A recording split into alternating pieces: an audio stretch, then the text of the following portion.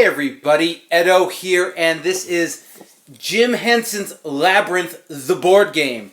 And so, I have this game because my wife absolutely adores Labyrinth. And there are few games or IPs that I've seen that she saw, lit up, and was like, we gotta get that game. Now, I grew up in the 80s. I like this movie too. Frankly, if you haven't seen Labyrinth, you should. It is awesome. It is awesome fantasy. It is super cool. And 2 hours, probably not, like an hour and a half watching that movie, or an hour and a half playing this game, even if it's like 30 minutes. Watch the movie, okay? Perhaps watch the movie 20 times, and if you like it that much, then come back to this game. I don't want to be too cruel here, but certainly I really like Labyrinth. This game is evocative of it, but game without skin, without anything, would you just want to play this game?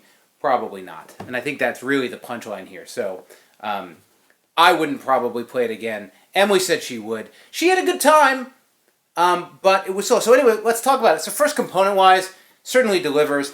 Board's a little bit muddy, but so is the movie. And it's really super cool, actually.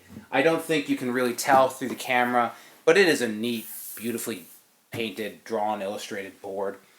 Comes with miniatures. They're all fantastic for all of the different characters. Jareth, Ludo, Sarah, you got everybody. And, it comes with dice. Dice are fine. Comes with these sort of interesting, it comes with this turn hour, the 13th hour marker, which is essentially the number of rounds in the game. They have these large, like, when you get into the Goblin City, these large standees, which are sort of comical and big, but, evocative of the film. And then, but thick, good components. Nothing to complain about the component quality. Smell is sort of held up a little bit, but hopefully that goes away.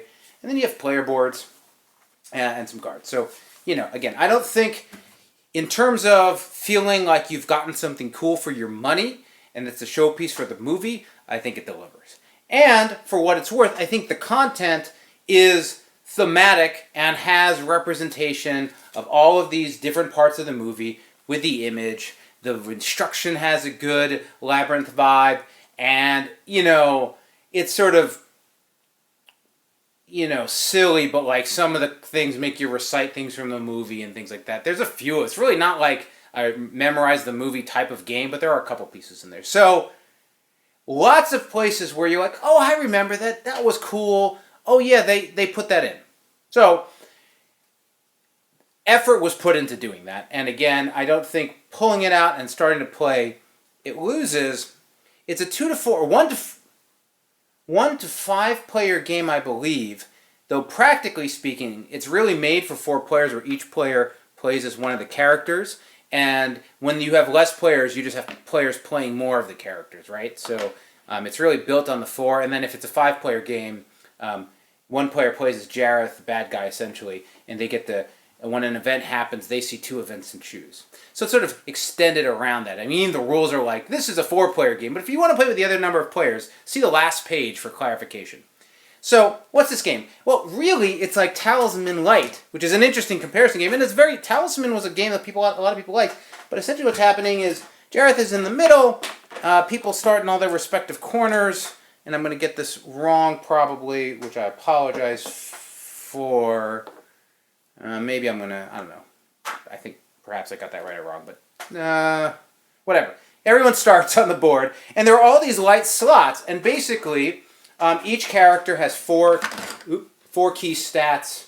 They have they have their starting willpower, but then they have their speed, their wit, and their brawn. And you're going to roll your speed die, and basically it's balanced out so everyone's rolling a different D something. So like maybe the D8 for speed, or the D6, or Ludo slower, that kind of thing. But you roll your die, and you move your character, and you land on a spot. And then, effectively, you get an event card for that spot, and the event card is resolved with a die roll. So, for example, there's the Goblin Knight. Choose to face him. Test Brawn, which is your die, versus 1 purple die, which is, you're basically, for Brawn for Sarah is the D6, and he's going to have the purple die, which is the D12, and you just roll.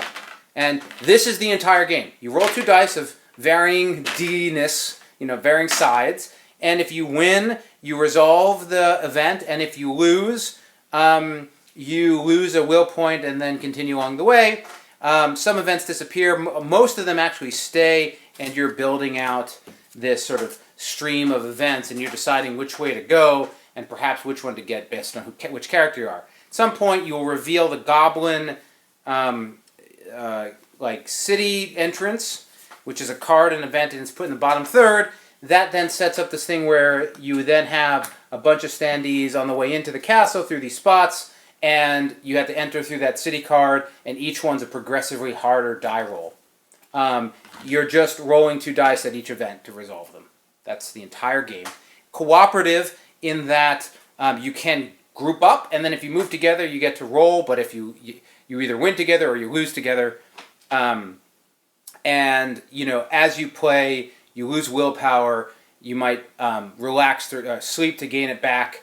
Even that's a die roll unless you do it over here. And it's sort of slow and plotting, and you're just revealing events and rolling dice. That's the game. Again, Emily would play it again. I got it. There's something to be said for that. I think for me, each day goes by, and each hour, and if it goes all the way through, you lose. Jareth comes into play, and when you roll versus Jareth, he's got a d20. So he can roll really high numbers. Each player has a re-roll, get out of free card, get out of jail card. I think, again, I try to separate gamer player from just if I just bought this and I really wasn't playing games. I think to its benefit, it's simple, and in being simple, it allowed them to get a lot of events on the screen, suspense as you go, and you can explain it and you can play it. So that's credit where credit's due. I think they wanted to have them with people, it got them their different components, and I guess if you wanted an entry level to die rolling, I think for me the biggest detraction is Labyrinth is such a cool IP.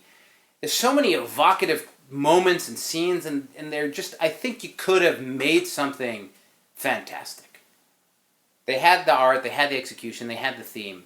I think it could have been fantastic, and as it is, I think a lot of people will be disappointed. Some may not. Certainly, if you paint miniatures and you just want to have them, it's probably worth the price of admission, perhaps. But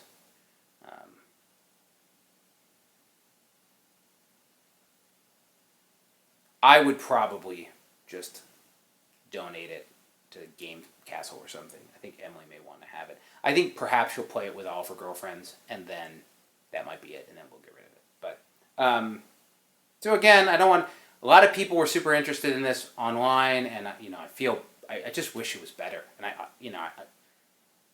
anyway, I described the game. That's the game. So if you think you might like that, or you're like, I love Talisman, and a lighter version with no upgrading or power-ups and just the base of it would be great, check it out.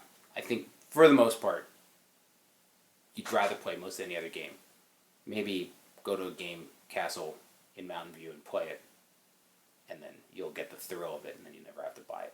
So subscribe, share all that good stuff. Most importantly, play some great games. Thanks. Bye.